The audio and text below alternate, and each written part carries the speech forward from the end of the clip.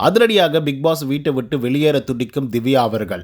ஆதிரையால அரோரா அவர்களுக்கும் கம்ருதீன் அவர்களுக்கும் ஏற்பட்ட பிரச்சனை. கதறி அழுத அமித், கட்டுப்பான சுபிக்ஷா என்று பலவிதமான சம்பவங்கள் இன்னைக்கான லைவ்ல நடந்திருக்கு. அதெல்லாம் என்ன அப்படிங்கிறத பற்றி இந்த வீடியோவில் முழுசாக பார்க்கலாம். ஸோ அதுக்கு முன்னாடி சப்ஸ்கிரைப் பண்ணாதவங்க சப்ஸ்கிரைப் பண்ணி வச்சுக்கோங்க. லைக்கை போட்டு வீடியோ பாருங்கள். வாங்க இந்த வீடியோக்கு போகலாம். முதல் விஷயம் என்ன அப்படின்னு பார்த்தீங்கன்னா, யாரா நீங்கள்லாம், யார் சாமி நீங்கள்லாம் அப்படின்னு கேள்வி கேட்குற மாதிரி தான் இந்த பெஸ்ட் பர்ஃபார்மர் ஒஸ்ட் பர்ஃபார்மர் அப்படின்ற மாதிரி கொடுத்துருந்தாங்க. இதில் குறிப்பாக சொல்லணும் அப்படின்னு பார்த்தீங்கன்னா, நம்ம திவ்யா கணேஷ் செம்மையாக எஃபர்ட் போட்டாங்க. குறிப்பாக சாப்பாடு சமைச்சு கொடுக்குறது, டீ போட்டு கொடுக்குறது, காப்பி போட்டு கொடுக்குறது, அதுக்கப்புறம் பர்ஃபார்மன்ஸ் பண்ணுறது, ஃபிசிக்கல் வயலன்ஸ் வந்துச்சு அப்படின்னா அதுக்கு எதிர்த்து சண்டை போகிறது அப்படின்னு சொல்லி பலவிதமான வேலைகளை பார்த்துட்டு இருந்தாங்க திவ்யா. ஆனால் அவங்கள தூக்கிட்டு போய் ஒஸ்ட் பர்ஃபார்மரில் போட்டாங்க.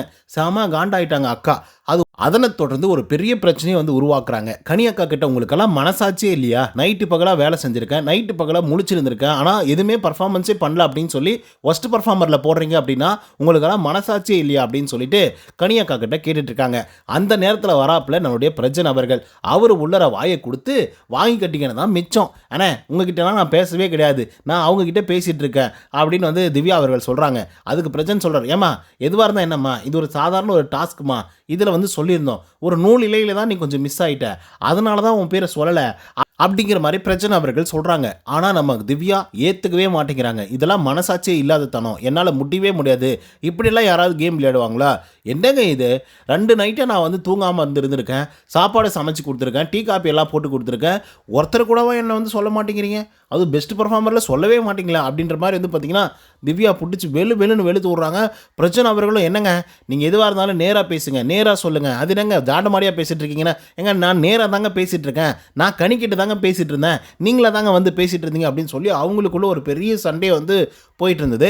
அதுக்கப்புறம் பார்த்தீங்கன்னா திவ்யா ஒரு மாதிரி காண்டாயி, எப்பா சாமி என்னால் முடியவே முடியாது, தயவு செய்து என்னை விட்டுருங்கடா வெளியே அப்படின்ற மாதிரி பிக் பாஸ் போயிட்டு, அதாவது பிக் பாஸ் கிடையாது, கேமரா முன்னாடி நின்றுக்கிட்டு, பிக் பாஸ் என்னால் முடியல, இந்த மாதிரிலாம் என்னால் கேம் ப்ளே பண்ண முடியாது, தயவு செய்து கேட்குறேன், கெஞ்சி கேட்குறேன், என்னை தயவு செய்து வெளியே விட்டுருங்க, நான் இப்பயே கூட போயிடுறேன், தயவுசெய்து என்னை விட்டுருங்க அப்படின்னு சொல்லி பிக் பாஸ் கிட்டே கெஞ்சிட்டு இருக்காங்க நம்மளுடைய திவ்யா அவர்கள்.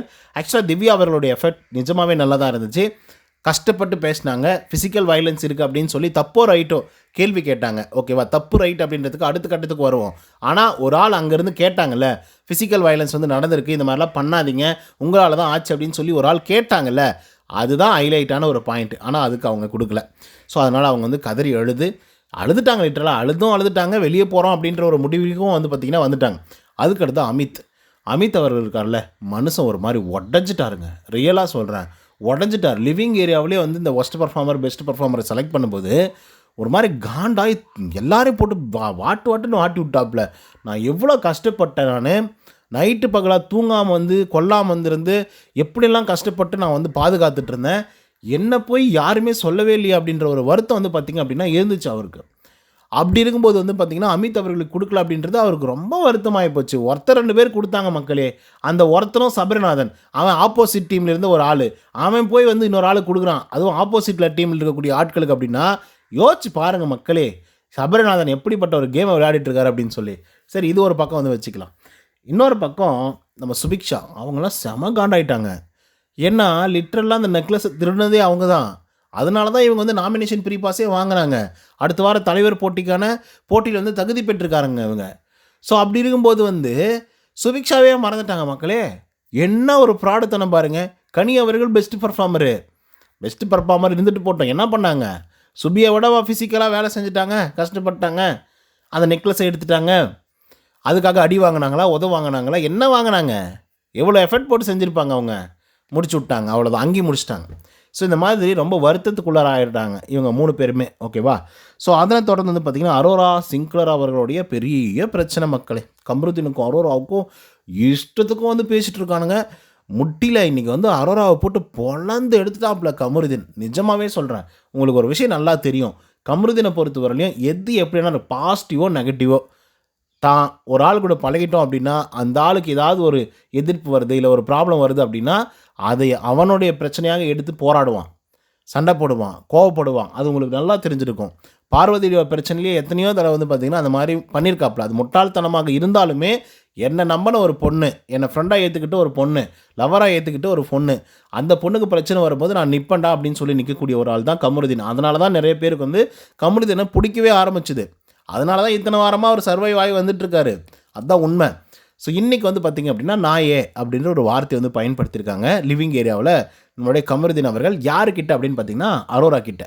ஸோ இந்த ஒரு விஷயத்த வந்து பார்த்தீங்கன்னா, ஆதிரை பார்த்துட்டாங்க. ஆதிரை பார்த்துட்டு, "ஏங்க என்ன வார்த்தை பேசிட்டு இருக்கீங்க? இது வந்து ஒரு டிவிங்க. இது ஒரு ஷோங்க. இப்படிலாம் பேசக்கூடாது." அப்படின்னு சொன்னோனே, "ஆமாங்க. அவங்க சொல்றது கரெக்ட் தான்." அப்படின்ற மாரி சொல்லிட்டாங்க நம்மளுடைய அரோரா. அத காமெடியா சொன்னாங்களா, இல்ல சீரியஸா சொன்னாங்களான்றதெல்லாம் அப்புறம். ஆனா கமருதீனுக்கு அதுக்கு பயங்கரமா ஹர்ட் ஆயிடுச்சு. செம்மையா ஹர்ட் ஆயிட்டாரு. எப்படி நீ வந்து அந்த மாதிரி வந்து சொல்லலாம்? அப்படின்னு சொல்லி அரோராவ வந்து பார்த்தீங்கன்னா, புடிச்சு வெளுன்னு வெளுக்கிறாப்புல. அடுத்ததா ஆதிரை, "நான் இப்ப என்ன சொல்லிட்டேன்? இது வந்து ஒரு ஷோ. இந்த மாரி வார்த்தைய பயன்படுத்தாத அப்படின்னு சொன்னது ஒரு தப்பா?" அப்படின்னு சொல்லி, "நீ யார் அத சொல்றதுக்கு? நீ யார் அத சொல்றதுக்கு? அரோராக்கு புரிஞ்சதுன்னா அரோரா சொல்லட்டும். அரோராக்கு புடிக்கலன்னா அவங்க சொல்லட்டும். நீங்க யார் அத சொல்றதுக்கு?" அப்படின்னு சொல்லி ஆதிரைய புடிச்சு வெளுன்னு வெளுத்து விடுறாப்புல. ஓகேவா? அரோராவுக்கு என்னன்னா, ஒரு வாரத்துக்கு முன்னாடி நம்ம பேசி வச்சது தானே, இந்த மாரி வார்த்தைகள பயன்படுத்தக்கூடாது அப்படின்னு சொல்லி. ஸோ, அதனால தான் நான் வந்து நீங்க சொல்றது கரெக்ட் தான் அப்படின்னு சொன்னேன் அப்படின்னா, நீ எப்படி அத வந்து சொல்லலாம்? நீ எப்படி அத சொல்லலாம்? இதுவே நானா இருந்திருந்தா அப்படி சொல்லியிருந்திருப்பனா? நானா இருந்தா அப்படி சொல்லியிருப்பனா? அவ யாரு ஃபர்ஸ்ட்டு என்ன வந்து கேள்வி கேட்கறதுக்கு? அவ யாரு உன் கூட அவ்வளோ க்ளோஸா இருக்கிறதுக்கு? அவ வந்து உனக்கு சப்போர்ட் பண்றா அப்படின்றதுனால நீ எல்லாத்துக்கும் ஆன்னு சொல்லிடுவியா? நீ நானும் ஃப்ரெண்டு தானே. இத விட மோசமா நம்ம பேசியிருக்கோம்ல. அவ வந்து கேட்கும்போது நீ என்ன சொல்லியிருந்திருக்கணும்? அட ஆமாப்பா நாங்க 2 பேரும் ஃப்ரெண்டு. நாங்க அப்படிதான் பேசிப்போம் அப்படின்னு சொல்லியிருக்கலாம்ல. நீ நார்மலைஸ் பண்ணிட்டு இருக்க. நார்மலைஸ் மீன்ஸ் ஓகே சொல்லிட்டு இருக்க. ஆமா, அவங்க கேட்டது தப்பு தான் அப்படின்ற மாரி சொல்லிட்டு இருக்க. அப்ப என்ன பார்த்தா எப்படி தெரியுது உனக்கு? இதுதான் இவனோட ஃப்ரெண்ட்ஷிப்பா? அப்படின்னு சொல்லி அந்த பிரச்சனை அப்படியே ஸ்டார்ட் ஆகி வந்து பார்த்தீங்க அப்படின்னா, ப்ரோமோஸ்ல வந்து வந்துச்சு இல்லையா? அதெல்லாம் தாண்டி எங்கெங்கேயோ போயிடுச்சு. எங்கெங்கேயோ போயிடுச்சு. அதுக்கு வந்து பார்த்தீங்கன்னா, நீ ஏன் இப்ப வாங்க போங்கன்னு எதுக்காக பேசிட்டு இருக்க? நீ ஃப்ரெண்டு தானே. ஃப்ரெண்டு தானே. உனக்கு ஒரு பிரச்சனை இருந்துச்சு. எனக்கு ஒரு பிரச்சனை இருந்துச்சு. பார்வதிக்கு ஒரு பிரச்சனை இருந்துச்சு. நான் அந்த பொண்ணுகிட்ட பேசி புரிய வச்சுட்டேன். ஓகே. அவ ஓகே ஆயிட்டா. உன்னுடைய பிரச்சனைல அவ தலையிடுறாளா? இல்லல்ல. ஆனா நீ எதுக்கு நாமினேஷன்ல போய் பர்சனல் இஷ்யூவெல்லாம் வந்து சொல்லிட்டு இருக்க? ஏன் அந்த மாதிரி சொன்ன? எதுக்காக என்ன வந்து இழுத்த? அப்படின்ற மாரி சொல்றாங்க. அதுக்கு வந்து அரோரா சொல்றாங்க, "ஏங்க நான் நாமினேஷன்ல வந்து என்ன ரீசன் சொல்லணும்? யார நாமினேட் பண்ணணும் அப்படின்னு சொல்லி, நீ யார் அத சொல்றதுக்கு?" அப்படின்னு கேட்குறாங்க அரோரா. அப்போ ஒரு ஆளுக்கு கோவம் வருமா? வராதா? ஒரு ஃப்ரெண்டா இருக்கக்கூடிய நீ. ஸோ ஃப்ரெண்டா இருக்கும்போது அந்த மாரி பிரச்சனைகள பத்தி இழுக்கக்கூடாது அப்படின்றது தெரியணும். நீ ஃப்ரெண்டாவும் இருப்ப, ஒண்ணாவும் கொஞ்சிப்ப, சண்டையும் போட்டுப்ப, கடைசியா திரும்பி போய் அத நாமினேஷன்லயே சொல்லுவல்ல. அப்போ அது தப்பு தானே அப்படின்னு சொல்லிட்டு கமருதீன் வந்து கேட்குறாப்புல. பட் அரோரா வந்து பார்த்தீங்கன்னா, ஆன் எ பாயிண்ட். நான் வந்து ஒரு பிளேயரு. கரெக்ட்டா? நம்ம 2 பேருக்குள்ள ஒரு ஃப்ரெண்ட்ஷிப் வந்து இருந்தது. கரெக்ட்டா? இப்போ வந்து அது இல்ல. கரெக்ட்டா? ஸோ அப்படி இருக்கும்போது நான் ரீசன்ஸ் சொன்னேன். அவ்வளோதான் அப்படின்ட்டு சொல்லும்போது, கமருதீன் வந்து பார்த்தீங்க அப்படின்னா, அடுத்த கட்ட லெவலுக்கு வந்து போறாரு. அப்படியா? அப்படின்னா நான் வந்து ரீசன்ஸ் எல்லாம் சொல்லட்டா? நான் சொல்லட்டா? துஷார் போனதுக்கு துஷார் போனதுக்கு முதல் முக்கிய காரணமே நீ தான் அப்படின்னு சொல்றாப்புல. உடனே அரோராவுக்கு ஒரு மாரி ஆயிடுது. என்ன என்ன சொல்ற கமருதீன் அப்படின்னா, ஆமா. நீயும் ஒன் ஆஃப் த காரணம் தான். பார்வதி கூட திவாகர் இருந்தாரு. பார்வதி திவாகர் எவிக்ட் ஆகி வெளிய போயிட்டாரு. அதுக்கு காரணம் பார்வதி. ஆனா அவ அமைதியா இருக்கால்ல. துஷார் எவிக்ட் ஆகி வெளிய போனதுக்கு நீயும் ஒரு காரணம். கரெக்ட்டு தானே? அப்படின்னு சொல்லும்போது, இல்ல அப்படின்றாங்க. இல்ல நீ வந்து இது ஹர்ட் பண்ணாத, என்ன வந்து அப்படி சொல்லாத அப்படின்றத நான் பார்வதி கிட்ட கூட வந்து சொல்லியிருக்கேன். நீ ஏன் என்கிட்டயும் அப்படியே வந்து சொல்ற? அப்படிங்கிற மாரி வந்து சொல்றாங்க. அட உண்மைதானே சொல்ல முடியும். இப்ப நான் போட்டு உடைக்கிறேன் ஓப்பனா. நான் போட்டு உடைக்கிறேன் பாரு. நிஜமாவே நீ துஷார வந்து எவிக்ட் பண்ணி வெளிய அனுப்பிச்சுட்ட. உன்னால தான் அவன் எவிக்ட் ஆகி வெளிய போனான் அப்படின்னு சொல்றாங்க. ஏன் எவ்வளோ விஷயத்த வந்து மனசுக்குள்ளேயே வச்சுக்கிட்டு தான் இவ்வளோ நாள் வந்து என்கூட ஜாலியா சந்தோஷமா வந்து பேசி பழகிட்டு இருந்தியா? எவ்வளோ வன்மையமா வந்து இருக்க அப்படின்ற மாரி வந்து பார்த்தீங்கன்னா, அரோரா சொல்றாங்க. அட ஆமாப்பா! அப்படிதான் இருந்தேன். துஷார் போனதுக்கு நீ தான் காரணம். அந்த பையன் என்கிட்ட வந்து கேட்குறான். ஆனா இது எப்படி நான் விளையாடுறது? எப்படி நான் இத ஹேண்டில் பண்றதுன்னு வந்து கேட்குறான். நான் வந்து அவன்கிட்ட "டேய் நீ அரோரா கிட்ட வந்து பேசாதடா" அப்படின்னு வந்து நானே சொல்லிக்கிறேன். அப்படின்ற மாரி சொல்றாப்புல. அப்ப இவ்வளோ தூரம் மனசுக்குள்ள வச்சுட்டு தான் என்கிட்ட பேசிட்டு இருக்கியா அப்படின்னு சொல்லி, இவங்களுக்குள்ள அப்படியே மாறி மாறி சண்டை வருது. ஒரு லிமிட்ல வந்து சிரிக்கிறானுங்க. 2 பேரும் வந்து ஒரு மாரி முறைச்சுக்கிறானுங்க. அப்புறம் வந்து அடிச்சுக்கிறாங்க. அதுக்கப்புறம் வந்து பார்த்தீங்கன்னா, ஃபைனலா ஒரு மாரி கோவப்பட்டு தான் வெளிய போயிட்டாங்க அரோரா.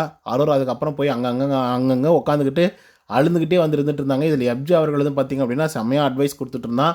அவங்க உன்ன ஹர்ட் பண்றது தான் அவங்களுடைய நோக்கமே. நீ வந்து ஹர்ட் ஆவாத. நீ வந்து வீக்கா இருக்க அப்படின்னு சொல்லி அவங்க கிட்ட காட்டாத. அதுவே அவங்களுக்கு வந்து வெற்றி மாரி தான் இருக்கும் அப்படிங்கிற மாரி வந்து பார்த்தீங்கன்னா, அவன் ஒரு பக்கம் எக்ஸ்ப்ளனேஷன் வந்து கொடுத்துருந்தான். பட் இந்த பிரச்சனைக்கு வந்து பெரிய காரணம் என்ன இருந்துச்சு அப்படின்னு பார்த்தீங்கன்னா, ஒரு ஃப்ரெண்டு நான் ஏன் அப்படின்னு சொல்லி இதுக்கு முன்னாடி பேசியிருக்கோம், பழகியிருக்கோம்.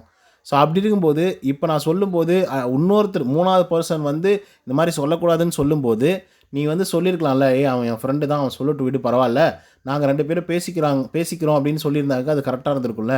ஆனால் நீ என்னை விட்டு கொடுத்துட்டல, அப்போ நான் உன் ஃப்ரெண்டு இல்லையா அப்படின்னு சொல்லி கமருதீன் வந்து ஃபைட் பண்ணியிருந்தாரு. ஸோ இதை பற்றின உங்களோட கருத்துக்கள் என்ன அப்படிங்கிறத கமெண்ட்ஸில் சொல்லுங்கள். இந்த வீடியோ உங்களுக்கு வந்து பிடிச்சிருந்தா லைக் அண்ட் சப்ஸ்கிரைப் பண்ண மறந்துடாதீங்க. இன்னொரு தவணை சந்திக்கிறேன். Until then bye from Uday. நன்றி, வணக்கம்.